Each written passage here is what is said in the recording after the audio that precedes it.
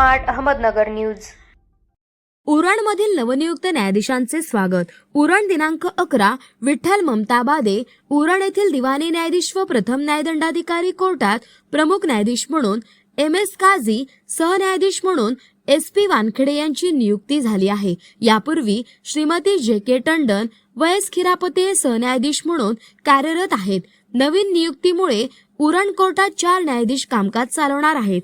उरण कोर्टात जवळपास 5 ते 5.5 हजार प्रलंबित खटले आहेत। न्यायाधीशांची नियुक्ती केल्याने हे प्रलंबित खटले आता लवकर निकाली लागण्याची शक्यता आहे। नवीन न्यायाधीशांचे स्वागत उरण तालुका बार असोसिएशनचे अध्यक्ष ॲडव्होकेट विजय पाटील यांनी केले। सिनियर ॲडव्होकेट मोहन मोकल व ॲडव्होकेट जागृती गायकवाड यांनी सहन्यायाधीशांचे स्वागत करून सर्व नवीन न्यायाधीशांना शुभेच्छा दिल्या। या प्रसंगी उपाध्यक्ष ॲडव्होकेट किशोर ठाकूर यांनी कार्यक्रमाचे सूत्रसंचालन केले। उरण न्यायालयातले सर्व ज्येष्ठ कनिष्ठ वकील यावेळी उपस्थित होते।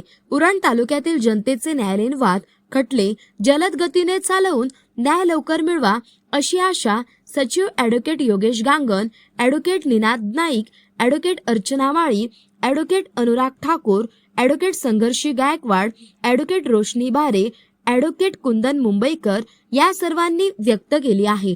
प्रतिनिधी राजू पाळेकर।